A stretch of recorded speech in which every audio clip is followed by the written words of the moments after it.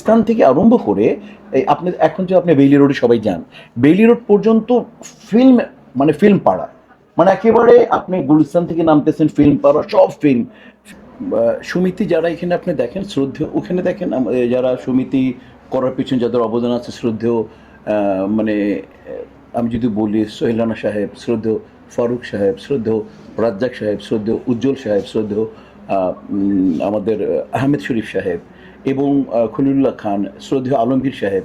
তো ওনারা করেছেন এবং ওনারা কোনো না কোনোভাবে সংশ্লিষ্ট ছিলেন এখানটায়। কেন ছিলেন? তখন ইন্ডাস্ট্রিতে প্রচুর পরিমাণে কন্টেন্ট হতো, মানে ছবি হতো। আপনারা জানেন তখন আমি পেয়েছি 1300 হল। আমি যদি এটা 80 মিডল আর কি, 86, 7, 8, 9-এ প্রায় 1300, 1200 হল ছিল।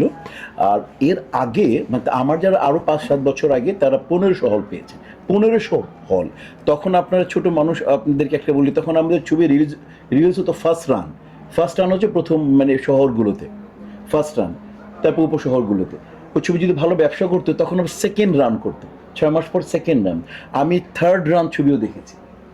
এখন তো ডিজিটাল যুগ, হয়তো 1-1.5 মাস 2 মাসের মধ্যে আর হয় না, কিন্তু তখন থার্ড রান পর্যন্ত হতো। কেমন বলতেছি, ওই সময় প্রোডাকশন হাউস ছিল এই জাস্ট